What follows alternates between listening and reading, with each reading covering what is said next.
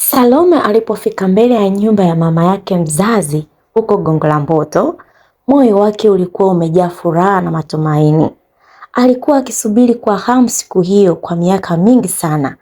Alitamani kumkumbatia mama yake na kusikia akimuita mwanangu. Mlango ulipofunguliwa taratibu, mama yake alitoka nje na kusimama mbele yake. Mara tu Salome alipomuona, machozi yalimtoka kwa furaha.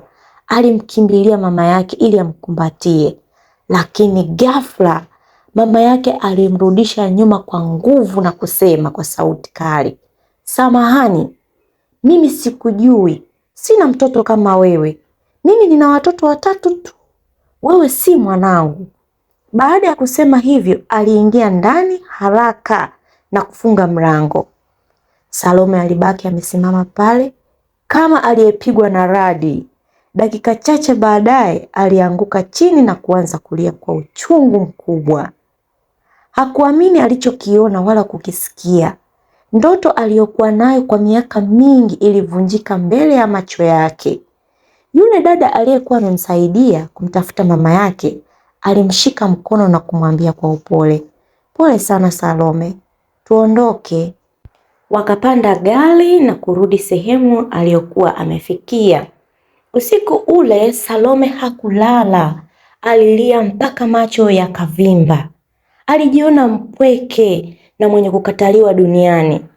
Asubuhi yake alipanda basi kurudi kijijini na Ipanga. Alipofika nyumbani alimkumbatia baba yake huku akilia sana, "Baba, mama amenikataa." Baba yake alimwangalia kwa huzuni kisha akamwambia, "Mwanangu, mimi namfahamu mama yako vizuri sana.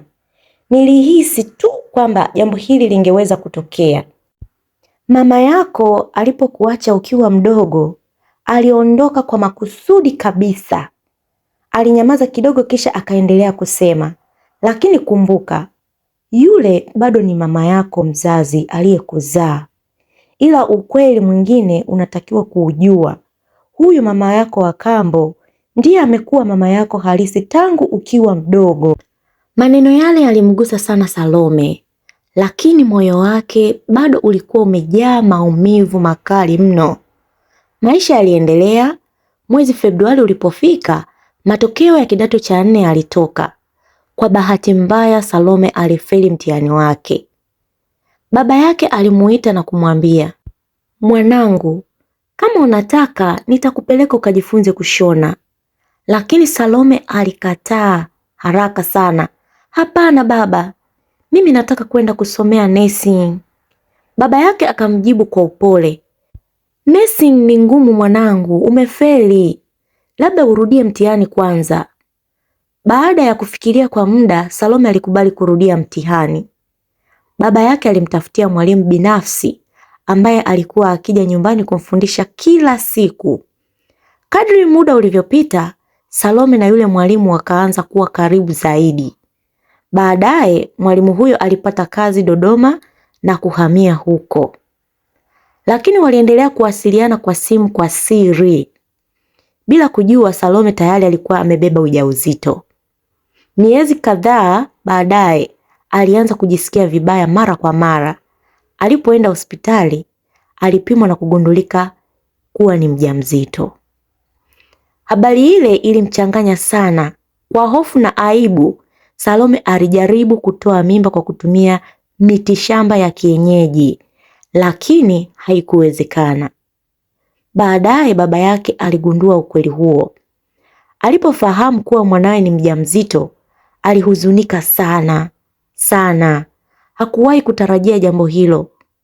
Salome alijaribu kumpigia simu yule mwalimu mara nyingi, lakini simu yake haikupatikana. Kumbe mwalimu alikuwa tayari amebadilisha namba na kutoweka kabisa. Tokea siku hiyo hakuwahi kuwasiliana tena. Siku moja baba yake alimuita Salome na kumuuliza kwa sauti ya huzuni, "Salome mwanangu, hebu niambie, baba wa huyo mtoto ni nani? Yuko wapi? Na pia ana mpango gani kuhusu ujauzito huo? Na wewe una mpango gani na maisha yako? Na ule mtihani uliotaka kurudia, je?